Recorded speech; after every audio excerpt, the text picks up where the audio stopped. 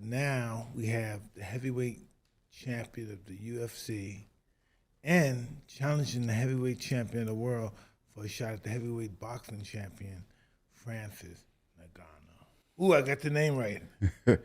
You get it right this time. Yeah, I got the You name tear my right. name down so many I'm so times. sorry. I'm so sorry. I never finished But school. I can't blame you. It's not I never an easy finished name. school. I got to live. It's not about school. I think it's about, where the name came from. Hey, matter of fact, tell us, where did the name come from? I was named after my grandfather, and that name has a signification. Back in the day, even still now, the name has to make signification. So people been through a lot of stuff that every time when they have a kid, they have to name them after something that happened to them or some life experience. Yeah. Like that. Yeah. And my name was, I was named after my grandfather. And that name been in our family for a generation now. Yeah. But now it's the best name in the family. I respect that. How does your family go crazy when they see you now? Well, they see me all the time, so I mean they are happy. But they see me all the time since I'm home all the time. Are you their Mike Tyson? Excuse me? Are you their Mike Tyson? Well, I'm their family member. The good thing is we have a quote in French which says like, no one is a prophet in his home. When you're home, you're home. Wow. You're a brother. Doesn't matter what you do. You're just a brother, or you're just That's how it is in my house. you're a son.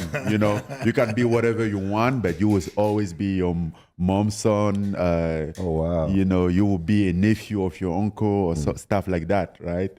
So yes. That's kind of cool because I think your dad was like more into street fighting. Like, was that the influence? Was your father fighting? Yes, he was. Really? He was fighting. He was a very good karate guy. Did you ever go watch him fight? No, he was fighting in the street. Yeah, that's what I mean. You ever go and watch him fight in the street? They don't schedule fight in the street. No, listen. Do you remember this? Yo, Mike's fighting out here. Your cousin's fighting, and they run down the street. Yeah, and we stuff. out. Yeah. I saw my dad once. He wasn't in the actual fight. I think they break up a fight, and the other guy took a knife or something, and then he went home to take some. I think it was a knife and something. And I was coming back to school. At that time, I wasn't living with him. I was living at my mom's, and I saw my dad. He was walking fast, and I was trying to catch up with him, and he was walking fast. And then when he get there, he was just like, keep going.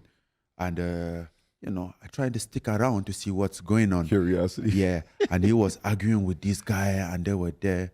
I think I was very embarrassed that day. I look at it, I'm like,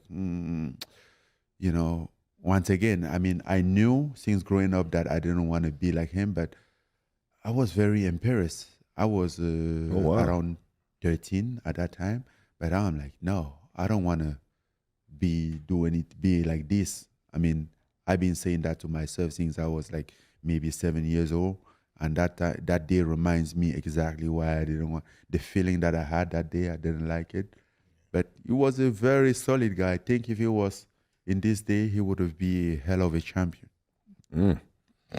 That's crazy, you man. should tell that from his, genetics here. I mean, damn, 10 years old working, like, that's crazy. Tell me about your brothers and sisters. That's What's crazy. that about? Oh, it's 5 of us. I'm the second oldest. You're the only one in America? Yeah, I'm the only one in America. And they are all back in Cameroon. We wasn't we weren't designed to be here, Yes, you were. You wouldn't be here then. Kind of. So just a funny story, like I've been trying to get my brother here sometime to help me, and they always get a visa deny, So it's not that. He can't come through Paris like you did? No, nobody is doing that to in my family. I was the only one, and I remember like when I did it, I went home the first time. It was back in 2016 when I went in Cameroon the first time after 4 years. And I was telling them, like, nobody should do this, right? Like, they're trying to, like, okay, how is it? How is friends? Have you this? Have you done this? I'm like, chill, guys. Just stop it. Hopefully, I will make it and support the family, but I don't want nobody to go through what I've been through. Like, that was enough, like. You thought you wasn't gonna make it, huh? On that boat ride, it was scary, huh? It was scary, but one of the reason was that, like, you turn around and there is not an option. When you have your only option is not to have option, you just go. It's easier.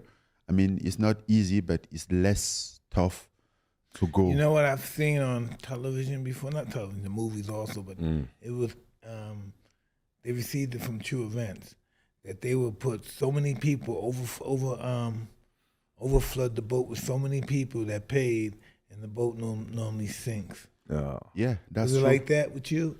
A lot That's of people true. on the boat? But those people who get on those boats, And they paid too. It wasn't like they're doing it for they free. pay a good amount of money for being there. So many people don't have that amount of money, and I was part of those people who didn't have that amount of money. So what's happened? We used the boat that inflatable boat that they use in the swimming pool. Usually, that's the one that we use.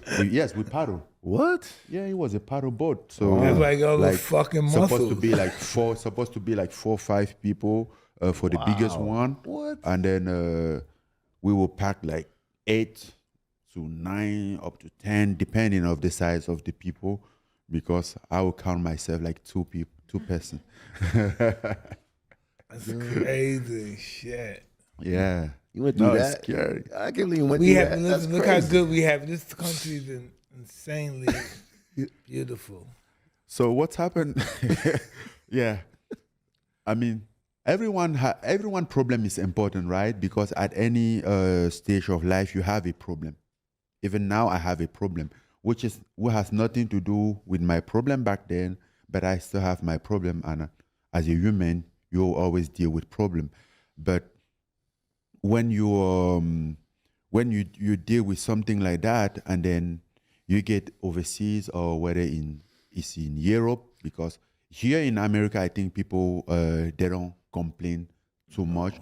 But when you get in Europe, people But are we complaining. do complain. What you mean America don't complain? Not too much. A lot. And we have a lot. Nobody complain more than Americans. No. We're the most 26th unhappy country in the world. No, 26. no.